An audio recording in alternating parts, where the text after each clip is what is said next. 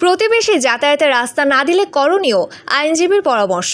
প্রতিবেশীর সঙ্গে বাড়ির যাতায়াতের একমাত্র রাস্তাকে কেন্দ্র করে দেখা দিতে পারে বড় ধরনের ভোগান্তি, বিশেষ করে যখন প্রতিবেশী ইচ্ছাকৃতভাবে সে রাস্তা আটকে দেন কিংবা প্রতিনিয়ত নানা অজুহাতে ঝামেলা তৈরি করেন। তখন বিষয়টি হয়ে ওঠে মারাত্মক দুর্ভোগের কারণ। এই পরিস্থিতিতে একজন ভুক্তভোগীর করণীয় কি? আপনার বাড়িতে যাওয়ার একমাত্র রাস্তা যদি প্রতিবেশীর জমির উপর দিয়ে হয় এবং সে কোনো অজুহাতে সে রাস্তায় যাতায়াতে বাধা দেয়, তাহলে প্রথমেই শান্তিপূর্ণভাবে মীমাংসার পথ খোঁজা উচিত। প্রথম পদক্ষেপ হিসেবে স্থানীয় গণ্যমান্য ব্যক্তি, যেমন এলাকার মুরব্বী, ইউপি চেয়ারম্যান বা মেম্বারদের নিয়ে আলোচনার মাধ্যমে সমাধানে পৌঁছানোর চেষ্টা করা। এভাবে অনেক সময় দুপক্ষের মধ্যে আলোচনার মাধ্যমে সহজে সমস্যার সমাধান হয়ে যায়। তবে যদি এ পদ্ধতি কার্যকর না হয়, তাহলে পরবর্তী পর্যায়ে থানায় সাধারণ ডায়েরি, জিডি করে পুলিশের সাহায্য নেওয়া যেতে পারে।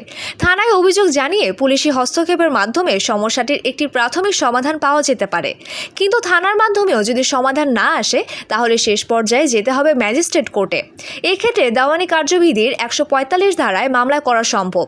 এই ধারাটি মূলত জমি বা স্থাবর সম্পত্তি নিয়ে বিরোধ থাকলে তা শান্তিপূর্ণভাবে মীমাংসার জন্য আদালতের হস্তক্ষেপ নিশ্চিত করে। আইন অনুযায়ী যদি আপনার সেই রাস্তাটি দীর্ঘদিন ধরে ব্যবহার হয়ে থাকে, তাহলে আপনি ওই রাস্তা ব্যবহারের অধিকার রাখেন এবং আদালতেও আপনি সেই অধিকার প্রতিষ্ঠা করতে পারবেন। বাংলাদেশের প্রতিবেশীকে কেন্দ্র করে জমি বা রাস্তাঘাটের এই ধরনের বিরোধ প্রায়শই দেখা যায়। অনেক সময় এসব বিষয় মীমাংসার অভাবে দীর্ঘদিন আদালতে ঝুলে থাকে। তাই বিশেষজ্ঞদের পরামর্শ, প্রথম থেকে সচেতন থাকা এবং শান্তিপূর্ণ ও আইনি পথে সমাধানের দিকে এগোনোই শ্রেয়।